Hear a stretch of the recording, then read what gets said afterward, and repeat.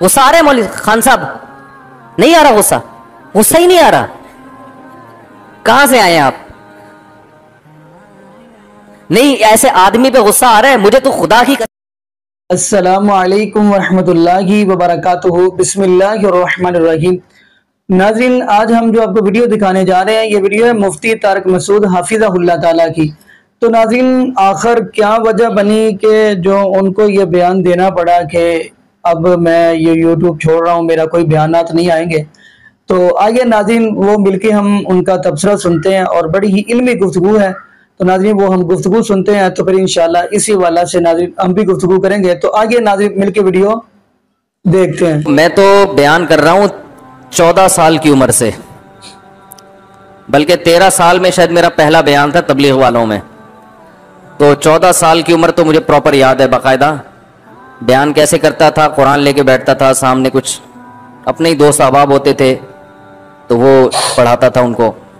फिर होते होते बाज़ दफ़ा 18 साल की उम्र में मैंने जो बयान किया तो उसमें फ़ौज के बड़े बड़े ऑफिसर बैठे हुए थे, कर्नल ब्रिगेडियर लेवल के। तबलीग जमात आई हुई थी तो मेरा बयान था, वो तबलीग में बयान नहीं था, बयान मेरा हर जुमेरात को वैसे ही होता था।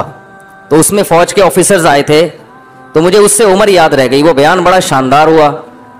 तो मेरे वालिद साहब भी तबलीग में थे, फ़ौज से उनके ताल्लुकात भी थे, फ़ौजियों से दोस्तियां भी थी। तो उन्होंने मेरे वालिद साहब से पूछा, ये आपका बेटे ने बड़ा टाइट बयान किया है, इसकी उम्र कितनी है?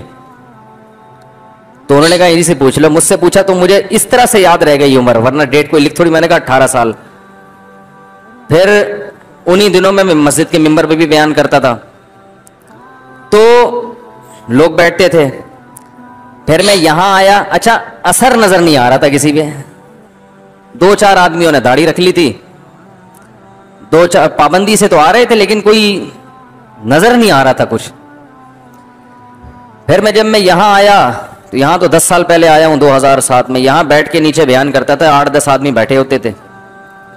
तो वो 8-10 के 8-10, वो 10-12 नहीं होके दे रहे, और वो जो 8-10 जितने बैठ रहे थे वो जैसे पहले दिन थे वैसे के वैसे ही, कोई चेंजिंग नहीं। तो मैंने इरादा किया छोड़ो यार, ये क्या करना है, कोई और काम करो। तो फिर हुआ ये कि जब ये उस्मान जो है ना, जो muftitariqmasood.com वेबसाइट के एडमिन है, इन्होंने वेबसाइट बनाई और फिर बयानात बाहर जाना शुरू हुए। तो वहां जो लोगों का रिस्पांस आना शुरू हुआ ना, वो हटो बच्चों किस्म का था। फिर मैं जब हज के लिए गया तो बाहर इतने लोग बयान सुन रहे हैं। किसी ने कहा मैंने दाढ़ी रख ली, खवातीन बहुत सी मैंने पर्दा कर लिया। मैंने कहा यार इधर तो हम बैठे हुए थे, कोई तो असर ही नहीं हो रहा था। तो वो ऑडियो बयानात थे, तो इतने लोगों ने उनकी जिंदगियां तब्दील हुई।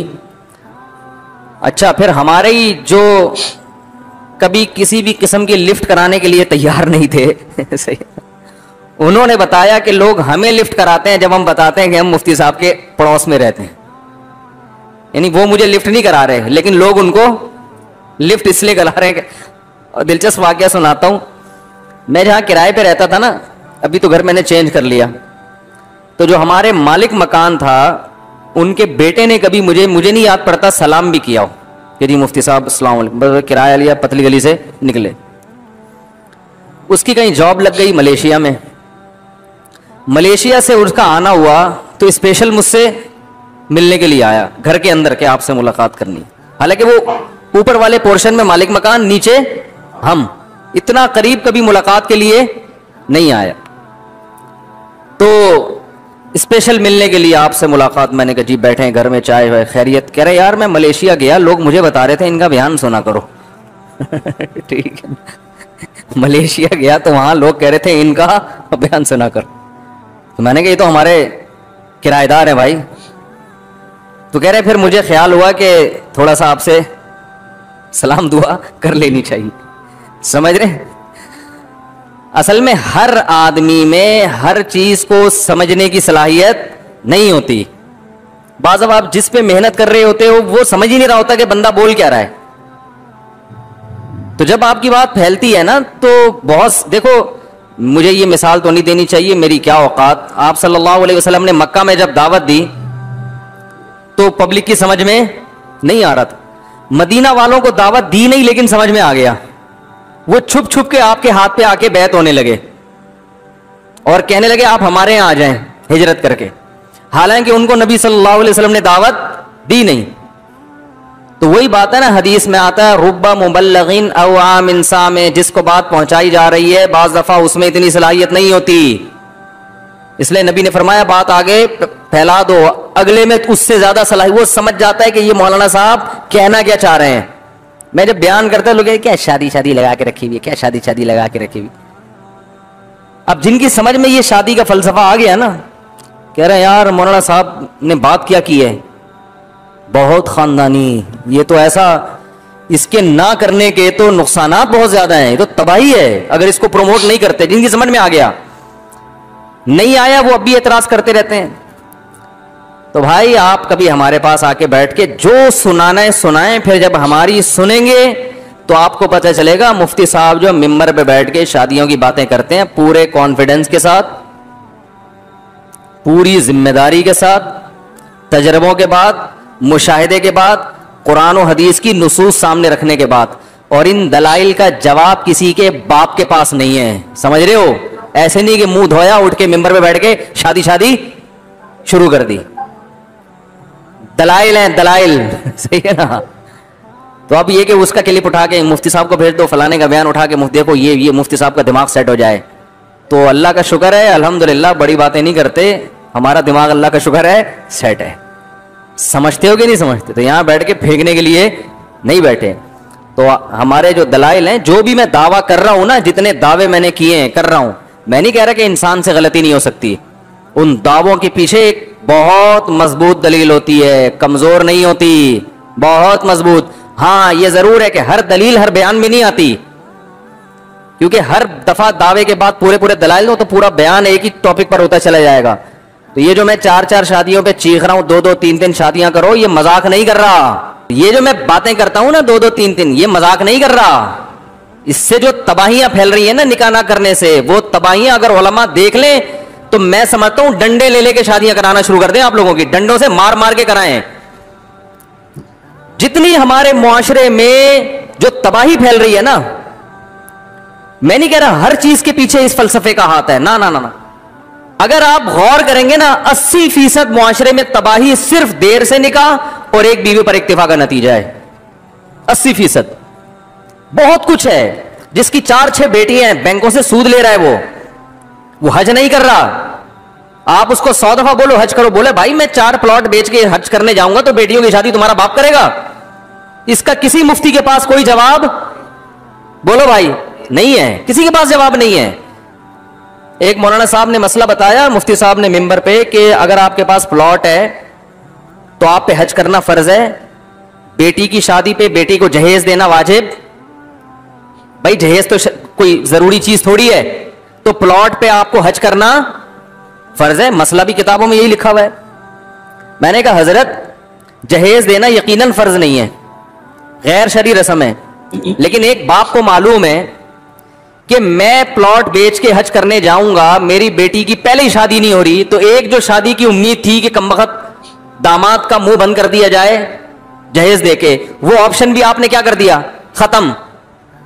तो या तो उसका कहीं रिश्ता करा दें आप फ्री फोकट में बगैर जहेज के, या फिर मसले को तब्दील कर लें। नहीं यार ये बात मेरा ख्याल है, ग्राउंड रियलिटी को देख के जो बात की जाती है वो अलग होती है, सिर्फ किताबों में देख के जो बात की जाती है वो अलग होती है। अब आप कह सकते हैं इसका मतलब किताबों में जो मसला लिखा मसला ही चेंज हो गया।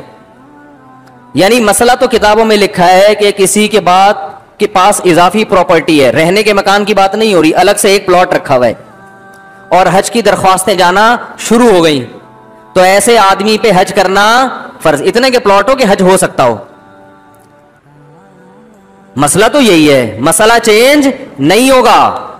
लेकिन आप पब्लिक को जब ये मसला बताओगे तो लोग ये कहेंगे, और ये मुशाहिदा है कि जब आप ये मसला बताते हैं ना तो जिसकी 2-4 बेटियां हैं वो कहते हैं भाई ये प्रैक्टिकली ये मुमकिन नहीं है, हज करने चले गए ये इनका होगा क्या।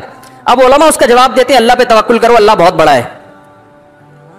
उलमा उसका क्या जवाब देंगे? आमतौर पर जो जवाब देते हैं, भाई 4 बेटियां, शादी करने वाला कौन है? अल्लाह है। अल्लाह पे तवक्कुल उस वक्त होता है जब अल्लाह के हुक्म को पूरा किया जाए। नहीं यार ये बात, यार क्या करें यार।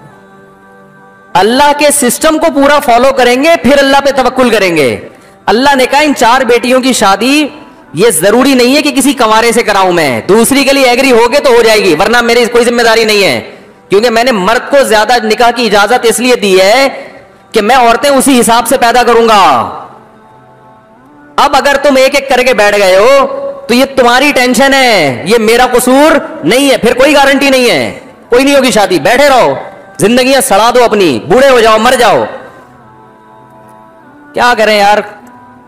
आप पुलिस में है ना अमेरिका की, अभी भी हैं, तो अमेरिकी पुलिस बुलाएं यार, फोन करें। नहीं आएगी समझ में भाई, चीख रहे हैं हम 15 साल से चीख रहे हैं, समझ में नहीं आ रहा लोगों के कि बंदा बोल क्या रहा है, उसको हल्का ले रहे हैं। बताओ बेटी की पैदाइश अजाब जान बन गई है कि नहीं बन गई है। ऊपर ऊपर से खुश हो रहे हैं बच्ची पैदा हुई, अंदर से जो है ना लावा पकड़ा होता है, रो रहे होते हैं। मैंने देखा है रोते हुए लोगों को। एक एक बच्ची मुसीबत बन गई है भाई। फोन सुबह से शाम हमारे पास आते हैं, कितने लोगों के पास आते हैं, यार बेटी है शादी नहीं हो रही, बेटी है शादी नहीं हो रही, शक्ल देख के हर एक को चाहिए हुस्न, बहुत खूबसूरत, क्यों चाहिए, उसे पता है मिल जाएगी। समझ में आ रही है बात, इतनी है होलसेल के हिसाब से, अपनी मर्जी की मुझे मिल जाएगी। जब 2-3 निकाहों का रिवाज होता है तो मर्द को अपना मैयार गिराना पड़ता है। गरीब में भी करेगा वो, बेवा से भी करेगा, तलाक याफ्ता से भी करेगा। अभी मैं दलाइल पे नहीं जा रहा, वो तो दूंगा तो फिर बात लंबी हो जाएगी। तो मसला यह है कि वो हज पे प्लॉट बिकवा दिया तो बेड़ा बेचारे का क्या हो गया, गरक। वो और बुढ़ी होके बैठे हैं पहले तो अब या तो मसला चेंज कर दो, वो चेंज नहीं हो सकता, या फिर लोगों को ऑल्टरनेट हल दो। भाई 3-4 बेटियां हैं, प्लॉट बेचो, हम इसकी किसी दूसरी वाले से शादी करा देंगे। कमारे से नहीं हो रही ना, दूसरी शादी, दूसरी बीवी बनने के लिए तैयार हो जाएं बगैर जहेज में, क्योंकि दूसरी के लिए मर्द को लिफ्ट नहीं कराती लड़कियां। दूसरी शादी होती है औरत की शर्तों पे, मर्द की शर्तों पे नहीं होती। आप आज बोलो मुफ्ती साहब हमारी दूसरी करा दो, तो हो जाएगी आपकी, लेकिन फिर आपकी शर्तों पे नहीं होगी, क्योंकि औरत सौगन कबूल कर रही है तो फिर उसकी शर्तों पे होगी। नहीं आ रही बात, दूसरी पे औरत मेहर मांगती है, इतने तोले सोना चाहिए, घर अलग चाहिए। समझते हो कि नहीं समझते? माना खर्चा कितना देगा बता भाई, लिख के दे, ठीक है ना। तो यही पता चल जाता है कि इन तिलों में तेल नहीं है। तो संजीदा नहीं होते फिर सेकंड मैरिज में, कहते हैं छोड़ो यार, एक ही ठीक है। तो हम ये कह रहे हैं कि भाई इसका हल ये, जो 4-4, 6-6 बेटियां बैठी हुई हैं, प्लॉट बिकवा के हज पे भेजो और इनको दूसरी पे देने के लिए तैयार। तो बंदा तैयार होता है ना, कोई वो कह रहा है आगे बंदा तैयार नहीं है दूसरी करने के लिए। नहीं यार, यार क्या करें यार, वो बंदा तैयार नहीं है दूसरी करने के लिए। आप कह सकते हो हम सब तैयार हैं, असल में तैयार हो पेड़े खाने के लिए, फ्री फोकट में, खर्चा देने के लिए तैयार नहीं, अलग घर देने के लिए तैयार नहीं, बारियां देने के लिए तैयार। हर आदमी की शर्त है छुप के शादी करूंगा, पहली वाली को पता ना चले, छुप के करूंगा, मजे उड़ाने के लिए है ये, जिम्मेदारी लेने के लिए नहीं, छुप के करूंगा पहली वाली को, कयामत तक पता ना चले, जिस दिन पता चला छोड़ दूंगा। नंबर 2, पूरा खर्चा नहीं उठाऊंगा मैं, थोड़ा थोड़ा उठाऊंगा। अभी एक कल किसी कमबख्त का, अभी मैंने रिश्ते के लिए एक साहब को बिठाया ना, अपने बहनों ही है मेरे, आरिफ साहब, उनको मैंने बैठाया, मैंने कहा रिश्ते, तो मेरे पास टाइम नहीं है भाई, उनको मैंने बैठा दिया। मैंने कहा यार तुम दे, वो मुझे अजीब अजीब किस्से सुना रहे हैं, कह रहे बेवा जवान खातून है, उनके लिए एक रिश्ता देखा हमने, वो बंदा दूसरी कर रहा है।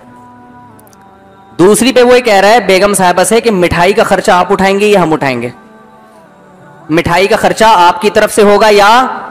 मैंने कहा इसको ये खातून से बोलो, इस कमबख्त से हाँ नहीं करना। नहीं आ रही बात, कमबख्त तेरे पास मिठाई खिलाने के पैसे नहीं है, तू दूसरी बीवी पालेगा कैसे यार, तुझे शर्म नहीं आती? तो मिठाई का डब्बा पूछ रहा है बीवी से कि मिठाई का डब्बा आपकी तरफ से आएगा या। यार पुलिस बुलाओ, क्या हो गया भाई? आप लोग को गुस्सा नहीं आ रहा ये बातें सुन के? गुस्सा आ रहा है मौलवी खान साहब? नहीं आ रहा गुस्सा? गुस्सा ही नहीं आ रहा? कहां से आए आप? नहीं, ऐसे आदमी पे गुस्सा आ रहा है, मुझे तो खुदा की कसम अभी मेरे जज्बात बन रहे हैं, फिर मेरा दिल चाह रहा है चमाड़ लगाऊं। आपको आ रहा है? आपको समझ में आ रहा है मैं क्या कह रहा हूं? इस सड़े पे गुस्सा रागले के ना रागले आ रहा है ना? आपको तो ज्यादा गुस्सा आएगा। क्या ख्याल है? पठानों में तो बिल्कुल ही औरत की कमाई को पता नहीं क्या समझते हैं वो लोग, तो कहते हैं हम खिलाएगा। तो ये तो बात गुस्से वाली है। मैंने कहा इस कमबख्त को नहीं करने देना। मिठाई का डब्बा पूछ रहा है किसके खर्चे पे आएगा। ओ भाई जब तू दूसरी कर रहा है तो तू बोले भाई कि अब ये मैं अपनी जिम्मेदारी पे कर रहा हूं, आप घर मेरी जिम्मेदारी है, रेंट पे लेके दूंगा, है भाई। मिठाई के डब्बे तो हम नहीं खिलाने हैं, वो तो मर्द ही खिलाएगा ना। खर्चा बताएं कितना होगा महाना, तो मैं बता सकता हूं कि इतना अफोर्ड कर सकता हूं कि नहीं कर सकता। इस पे बात हो, वो मिठाई पे भी वो उस पे डाल रहे हैं, आगे तो इससे बड़े बड़े पहाड़ खड़े हुए हैं। तो ये वाली दूसरी नहीं चाहिए भाई सही है ना, इससे तो सारे दुनिया तैयार हो जाए। एक और बेवा खातून इसी हफ्ते पीछे पड़ी हुई है, पीछे जवान खातून थी। मेरे घर वाले मेरी शादी नहीं कर रहे, मेरे घर वाले मेरी शादी नहीं कर रहे, मेरे घर वाले मेरी शादी नहीं करने दे रहे। तो एक 22 साल का जवान आदमी है, लड़का है, ज्यादा भी तो नहीं, वो मुझसे शादी कर रहा है और मैं उससे छुप के शादी करूंगी क्योंकि मेरे घर वाले मेरा निकाह करने के लिए तैयार नहीं है। वो कह रहे हैं तुम्हारे जब बच्चे हैं तुम्हें शादी करने की क्या जरूरत है। मैंने कहा तो जुल्म कर रहे हैं। उसने बताया मैं रोती हूं, मैं तन्हाई से बेजार आ गई हूं, और रो रही थी, खुदा की कसम फोन पे रो रही थी। और मैं छत पे जाके बैठती हूं, सितारे देखती हूं, गिनती हूं, यानी डिप्रेशन में जा रही हूं मैं। घर वाले थोड़ी समझते हैं ये चीजें। तो अब एक लड़का तैयार हुआ है 22 साल का। मैंने उस खातून से कहा, मैंने कहा देखें वो अपने घर वालों को बता के कर रहा है या छुपा के। उसने कहा बता के नहीं कर रहा, छुपा के कर रहा है। मैंने कहा मुझे नंबर दो उसका। उस बंदे से मैंने लौंडे को फोन किया, मैंने कहा तू इस खातून से शादी कर रहा है, तूने मुस्तकबिल में सोचा क्या है? छुपा के रखेगा? कह रहे हाँ मेरे घर वाले कौन सा करने दे रहे हैं मुझे, वो भी नहीं करने दे रहे, तो मजबूरन मैं छुप के कर रहा हूं। मैंने कहा अच्छा एक बात बताओ, ठीक है निकाह से किसी का बाप किसी को जब खानदान वाले तमीज से नहीं करने दे रहे तो छुप के कर लो, बिल्कुल जायज है, कोशिश तो करो, लेकिन इसके साइड इफेक्ट पे पहले सोचा हुआ है क्या होगा? कह रहे क्या होगा? मैंने कहा जब तुम यहां शादी करोगे पकड़े गए तो क्या होगा? तुमने अभी छुप के की है ना, रखोगे उसको, किसी दिन देख लिया फिर क्या होगा? कह रहे फिर क्या होगा? कुछ भी नहीं, मैंने तो सोचा ही नहीं। मैंने कहा फिर तेरे बाप को भी इसको रखना पड़ेगा, ये बता दूं मैं समझ में नहीं आ रही बात। देखो इस तरह बात किया करो रिश्ते वालों से, नरम लहजे में बात। ये तो मैंने बाप की बात नहीं की उससे, वो तो आखिर में आके, लेकिन शुरू में तो बड़े तमीज से। मैंने कहा अगर आपके वालिदैन को पता चल गया तो ये नहीं होगा कि आप इसको छोड़ दें, क्योंकि पहले एक दफा बेवा हो चुकी है, दोबारा तलाक का धब्बा लगेगा। मैंने कहा दम है, चलो छुपा दिया, माँ बाप नहीं करने दे रहे, लेकिन जिस दिन वालिदैन को पता चला, ये बयान शुरू हो गया मेरा, ज़हन में रखें, जिस दिन वालिदैन को पता चला तो उस दिन आप तो फौरन साइड पे पतली गली से निकल लोगे, उसका तो बेड़ा गर्क। क्या ख्याल है?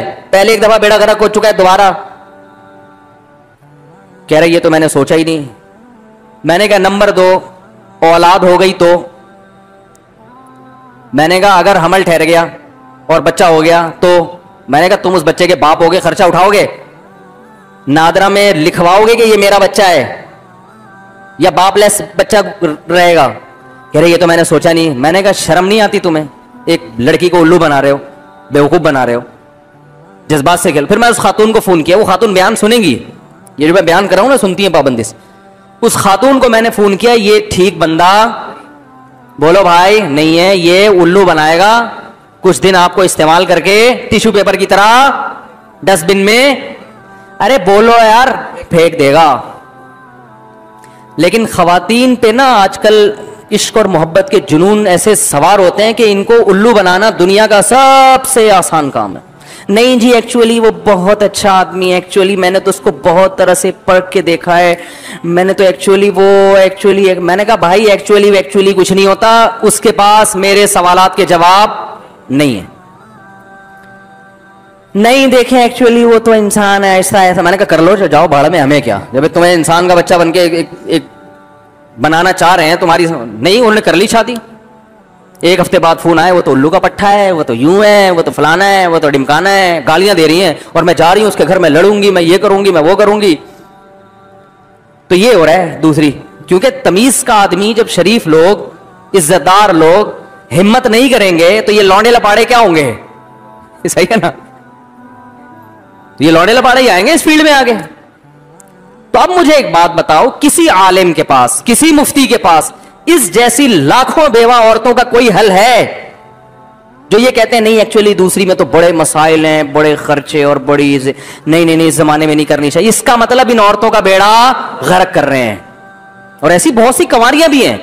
तो होना ये चाहिए स्टाइल आपका, भाई करना है ये काम, समझ, इज्जतदार लोगों को, जिम्मेदार लोगों को ये काम करना है और जिम्मेदारी पूरी करके करना है। अदल नहीं हो सकता, तेरा बाप भी अदल करेगा, क्यों नहीं हो सकता अदल? ऐसे होना चाहिए स्टाइल। भाई क्यों नहीं हो सकता अदल? जो तुझे केटू पहाड़ी पे बोलो तू चढ़ के आ जाएगा, केटू पहाड़ी पे चढ़ के आ, चढ़ जाएगा ये। तुझे बोलो वीलियां लगा लो, लगा लेगा कि नहीं लगा ले? कितने को सर फट चुके हैं फिर भी वीलियां लगाते हैं। इसे बोलो ये कर लो, ये कर लेगा। सारे बड़े बड़े काम तो इस सियासत में खड़े हो जाओ, खड़ा हो जाएगा ये। सारे काम नौजवान से करवाओ, जिसके लिए बड़ी हिम्मत चाहिए, ये करने के लिए तैयार है। दूसरी शादी की बात आएगी तो बजाय हिम्मत बढ़ाने के हिम्मत घटाई जाती है। हिम्मत दिलानी चाहिए, भाई कर यार, किसी बेवा को, किसी तलाक याफ्ता को सहारा दे, सवाब है। डंके की चोट पे कर, ऐसी की तैसी, जिसने जो उखाड़ना है उखाड़ ले, कर ऐसे यार, अल्लाह मदद करेगा। निकाह करने वाले की मदद का किसने वादा किया है? अल्लाह ने। ऐसी की तैसी देखा जाएगा यार, देखते हैं किसी के बाप में दम में रोक के दिखाए। कल तेरी बेटियों को भी जरूरत पड़ सकती है, तेरी बहनों को भी जरूरत पड़ सकती है। ऐसे स्टाइल क्या होना चाहिए? ये रहने दो, वो भी 15 साल हो गए, हिल नहीं रहे अपनी जगह से, हिल नहीं रहे। तो फिर वही मम्मी डैडी का स्टाइल है यार, एक्चुअली यूं। तो बैठे रहो फिर आराम से, कौम की औरतों का बेड़ा गर्क कर दो। और ये सिर्फ कौम की औरतों में तुम्हारी अपनी बेटियां भी दाखिल हैं, ये बता दूं मैं, वो भी दाखिल हैं। कल उनके साथ भी ये मसाइल हो सकते हैं जो दूसरों के साथ। तो बच्ची की पैदाइश एक अजाब बन गई है भाई। और फिर ग्रोथ रोकने का नतीजा क्या है कि 2 बच्चे ही अच्छे, उसमें जिसके बेटियां हो गई वो बेटे की लालच में बढ़ाता है, उसके वैसी 6 हो जाती हैं, वो और टेंशन में। तो इन मसाइल का किसी के बाप के पास कोई जवाब नहीं है। समझ में नहीं आ रही मेरा ख्याल है बात। तो ये बातें मैं करता था, लोग कहते थे पागल हो गया है। अब शुक्र है बहुत से समझदार लोग भी सुन रहे हैं, कह रहे हैं यार well done, keep it up मुफ्ती साहब, बिल्कुल खानदानी, जाने दो। समझते हो? तो कहां से कहां बात चली थी। तो मैं ये कह रहा था, मुझे जो मोटिवेट किया है या मोटिवेशन मिली है वो लोगों के कमेंट्स पढ़ता हूं मैं पाबंदी से। जो नेगेटिव कमेंट्स होते हैं वो भी पढ़ता हूं, उससे अपनी इस्लाह का मौका मिलता है कि यार ये बात गलत हो गई, आइंदा सही कर लो। मैं तो उलमा से कहता हूं अपने बयान जरा यूट्यूब पे डालो, फिर पता चलेगा कितने पानी में हो, ठीक है ना। क्योंकि मुरीदीन जो आपके दाएं में बैठे हैं ना, वो आपकी हर उल्टी सीधी चीज को भी क्या कह रहे होते हैं? Well done, keep it up, Hazrat ji well done. वो चूंकि हजरत जी समझते हैं आप, जब ओपन बयान जाएगा ना तो फिर यूट्यूब पे कुछ हजरत जी समझेंगे, कुछ न्यूट्रल होते हैं, कुछ आपके अगेंस्ट होते हैं। वो जो कमेंट्स आते हैं ना वो होते हैं बैलेंस होता है, पता चलता है आप किधर जा रहे हो। तो खैर कहां से कहां बात चली गई भाई। तो ये भी तफसीर के जो लेक्चर मेरा चला है ना, इसमें भी माशाल्लाह जब लोगों के कमेंट्स आए, और अभी देखो रिजल्ट माशाल्लाह 70 लोगों ने 100 नंबर लिए। इनमें बहुत से 99 वाले हैं जिनके हमने नाम लिए ही नहीं, बहुत से 98 नंबर। तो एक तसल्ली मिलती है कि अल्हम्दुलिल्लाह काम बोला भाई हो रहा है। तो अल्लाह मरने से पहले पहले कुछ दीन का काम ले ले। सबसे ज्यादा दुआ जो हमारे बड़ों ने हमें सिखाई है वो ये दुआ है कि अल्लाह से ये दुआ मांगा करो कि ए अल्लाह अपने दीन की इखलास, आफियत, कुव्वत और हिम्मत, ये 4 चीज़ों, हमारे हजरत ये दुआ अपने लिए करवाया करते थे हमसे कहते थे मेरे लिए ये 4 दुआएं मांगा करो। ये दुआ मांगा करो यूं, ए अल्लाह इखलास के साथ, क्योंकि इखलास के बगैर जितना भी काम हो जाए आखिरत में क्या है? ज़ीरो। इखलास के साथ, कुव्वत के साथ, यानी ऐसा ना ढीले ढीले तरीके से काम हो, काम क्या हो? ताकत हो उस काम में, हिम्मत हो, सुस्ती ना हो। इखलास, आफियत और आफियत का मतलब फितनों से बचा के रखे अल्लाह ताला। बाज़ दफ़ा कामों के साइड इफेक्ट बहुत ज़्यादा हो जाते हैं। तो इखलास, आफियत, कुव्वत, हिम्मत के साथ अल्लाह दीन का बहुत ज़्यादा काम ले ले। पहले एक शागिर्द ने हजरत को कहा मैं अपने लिए दुआ मांगता हूँ, अल्लाह मुझसे दीन का सबसे ज़्यादा काम ले। तो हजरत ने फरमाया ये आप अपने लिए दुआ मांग रहे हो, दूसरों के लिए बद्दुआ, यानी दूसरे उलमा आपसे कम काम लें, ठीक है ना। तो अल्फाज ये मुनासिब नहीं है। तो यूं दुआ मांगा करो कि अल्लाह इखलास, आफियत, कुव्वत, हिम्मत के साथ दीन का बहुत ज्यादा काम ले ले। समझ में नहीं आ रही मेरे ख्याल है बात। तो सबसे ज्यादा के बजाय क्या कहना चाहिए? बहुत ज्यादा काम ले ले। और ऐसा काम ले, फिर अगली दुआ के अल्फाज क्या हैं कि उन कामों को मेरे लिए, मेरे वालिदैन के लिए, मेरे अकाबिर और असातिज़ा के लिए, क़यामत तक के लिए सदका जारिया बना दे। यानी काम ऐसा हो कि उसका असर क़यामत तक जारी रहे। जैसे हमारे शेख मुफ्ती रशीद अहमद साहब के लिए हम ये दुआ उनकी जिंदगी भी मांगा करते थे अब भी, तो उन्होंने ऐसे काम छोड़े, ऐसे बंदे तैयार किए और ऐसे इदारे कि हमें अल्लाह की रहमत से उम्मीद है कि वो इदारे क़यामत तक अफराद पैदा करते रहेंगे, जो हमारे शेख के लिए सदका जारिया बनेगा, हजरत के वालदैन के लिए भी, क्योंकि हजरत को मदरसे में डालने वाले, तरबियत करने वाले उनके वालदैन थे ना, तो ये जो पौधा लगाया ये तो वालदैन ने लगाया ना, और हजरत के असातिज़ा जिन्होंने उन पर मेहनत करके उनको हजरत बनाया, तो इन सब का हिस्सा है ना इसमें। तो हम तो देखते हैं कि हजरत के हक में ये दुआ अल्हम्दुलिल्लाह कबूल होती हुई नजर आ रही है। तो हम अपने लिए भी और आप सभी कहते हैं, भाई कोई भी उम्रा करने जाता है, हज करने जाता है, मुफ्ती साहब आपके लिए क्या दुआ करूं? मैं कहता हूं वो 4 शादियां होती हैं, मजाक कर रहा होता हूं कि मेरी 4थी शादी दुनिया की सबसे बड़ी तमन्ना है वो मजाक है, उस पर भी लोगों ने क्लिप बना बना के ना उसका भी मजाक बना लिया है। तमन्ना तो है, वो तो इतना भी मजाक नहीं है कि उसकी कोई वैल्यू नहीं है, ऐसा ना आप सीरियस हो जाएं। तो लेकिन वो कोई इतना अहम मसला नहीं है। असल मसला मेरा जो हमारी जो कोई हज पे जाता है, उम्रे पे जाता है, मुफ्ती साहब दुआ करें, दुआ क्या करनी है आपके लिए? तो मैं उसे एक दुआ का कहता हूँ, भाई मेरे लिए दुआ करो, अल्लाह मुझसे इखलास के साथ, आफियत, क़ुव्वत और हिम्मत के साथ अपनी मर्जी के मुताबिक, ये मैं कहना भूल गया था, दीन का खूब खूब काम ले ले और उस काम को मेरे लिए, मेरे वालिदैन के लिए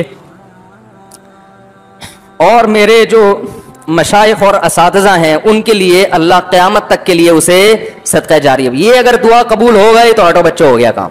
तो क्या हो गया भाई? हमारी जिंदगी का मकसद क्या हो गया? हासिल हो गया। और ये दुआ कबूल नहीं हुई तो भाई पैसा तो जरदारी से ज्यादा हम कमा नहीं सकते। क्या ख्याल है?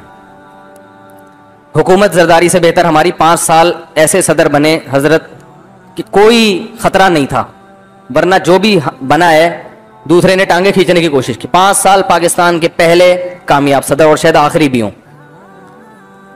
क्या ख्याल है? अल्लाह ने पैसा भी दिया और अल्लाह ने हुकूमत भी टाइट दी। चलो जरदारी साहब को छोड़ो, आप आ जाओ कारून की तरफ। कारून से ज्यादा हम पैसा नहीं कमा सकते, फिरौन से ताकतवर हुकूमत हम बना नहीं सकते। तो आप मेरे लिए अगर दुआ मांग लेंगे, अल्लाह मुफ्ती साहब को इतना पैसा जितना कारून को मिला, तो कारून हंसेगा, भाई मैंने क्या कर लिया उस पैसे से, मैं मर गया। तुम भी क्या होगा मुफ्ती साहब, पतली गली से निकल लोगे। ठीक है ना? तो कारून को ना हंसाएं। और अगर हम आपसे ये कहें यार दुआ करो मुफ्ती साहब कि मुफ्ती साहब को ऐसी हुकूमत मिल जाए, लोग कहते हैं ना मुफ्ती साहब आपका ये फायदा हुआ तो क्या चाहिए? मैं कहता हूँ दुआ चाहिए। अब मैं दुआ के बोलूँ यार ऐसी दुआ करो कि फिरौन जैसी हुकूमत मिल जाए, इतनी पावरफुल, तो फिरौन हंसेगा, अबे मुझे मिल गई, वो हुकूमत ही मेरे गले पड़ गई थी, ना मिलती तो शायद जन्नत में चला जाता। तो भाई ना हुकूमत मकसद है ना दौलत, मकसद नहीं होना चाहिए।